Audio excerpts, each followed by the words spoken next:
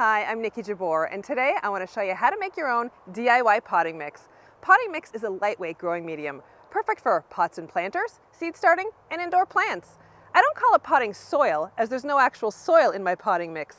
Instead, it's made up of materials like coconut coir, vermiculite, perlite, and compost. Let me show you how to make your own DIY potting mix.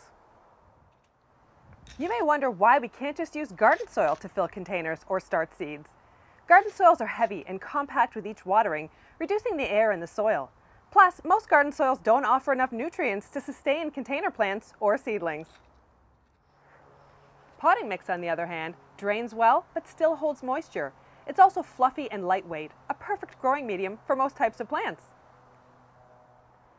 There are many materials you can use to make potting mix. Here are the ones I'm using today. Coir fiber is a byproduct of the coconut industry and forms the base of my potting mix. It offers excellent drainage and holds nutrients well. It's typically sold in bricks, which need to be hydrated before you can use the coir.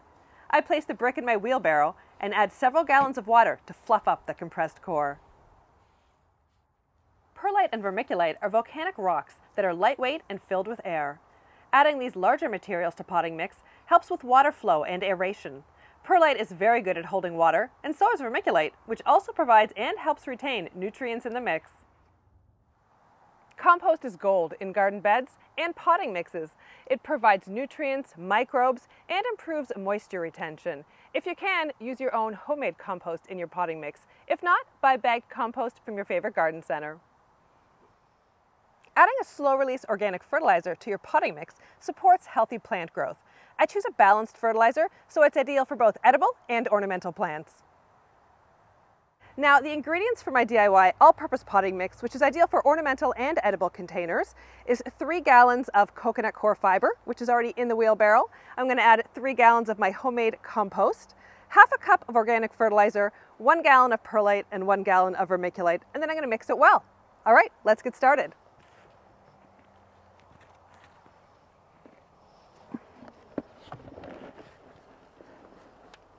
Here's the compost,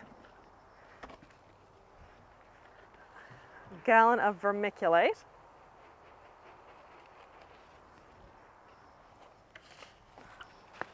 a gallon of perlite, which is very dusty, so again, wear your mask, and half a cup of organic fertilizer, which is about there. And now I'm going to use my compost fork to mix it all together so it's thoroughly combined.